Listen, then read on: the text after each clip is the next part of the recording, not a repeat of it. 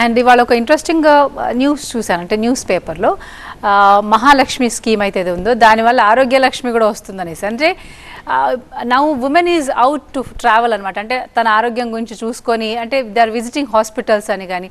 So మహాలక్ష్మికి సంబంధించి స్టార్టింగ్లో విమర్శలు వచ్చాయి, అంటే భారం పడబోతుంది అనేసి. కానీ రియాక్షన్ ఎట్లా వస్తుంది? ఏదైనా సరే ఒక చేంజ్ మేనేజ్మెంట్ అనేది కంపల్సరీ ఉండాలి, దాన్ని యాక్సెప్ట్ చేయాలి. కానీ అన్ఫార్చునేట్లీ బెనిఫిషరీస్ యాక్సెప్ట్ చేస్తారు, కానీ ఇప్పుడు ప్రతిపక్షం ఏదైతే ఉందో వాళ్ళు యాక్సెప్ట్ చేయరు. 100% కరెక్ట్ ఉన్నా సరే అయినప్పటికీ దాని మీద ఏదో కోడిగుడ్డు మీద ఈకలు వీక్తారంటారు కదా.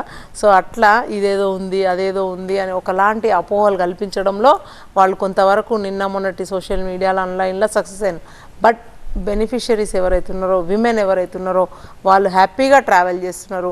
6.5 కోట్ల మంది ట్రావెల్ చేసిండ్రు సోఫార్ ఈ 1 మంత్లోనే.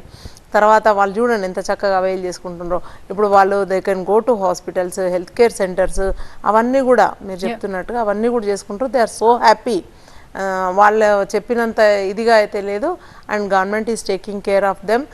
వాళ్ళు ఏదో ఇది లాస్ అవుతుంది, అదవుతుంది, ఇదవుతుంది అని అన్ని అభూత కల్పనలు చెప్తున్నారు. లేదా అన్ని కోట్ల మంది ప్రయాణం చేసిండ్రు. అండ్ ఆక్యుపెన్సీ రేషియో కూడా చాలా బాగా పెరిగింది. 65% ఉన్నది 100%కి రీచ్ అవుతుంది.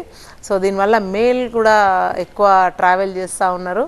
So as I said earlier కూడా ఇంతకుముందు కూడా మన వారధిలో అదే చెప్పాను నేను. విమెన్ ఒకరు పోతున్నప్పుడు సరే నా భార్య వెళ్తుంది కదా అని చెప్పి బస్సు ఉన్న బండిని పక్కన పడేసి బస్సు ఎక్కడం, దానివల్ల పొల్యూషన్ తగ్గుతుంది. తర్వాత వాళ్ళ ఆర్థికంగా వాళ్ళు మంచిగా బలోపేతం అవుతారు. ట్రాన్స్పోర్ట్కి టూ మచ్ పెట్టకుండా ఒక ఛార్జ్తో ఇద్దరు ప్రయాణం చేస్తారు. సో ఆర్టీసీకి కూడా ఖాళీగా పోయే బదులు బస్సు ఆక్యుపెన్సీ రేషియో పెరిగింది. అండ్ ఇప్పుడు చాలా హ్యాపీగా ఉన్నారు వాళ్ళు. విమెన్ అయితే దే ఆర్ వెరీ హ్యాపీ.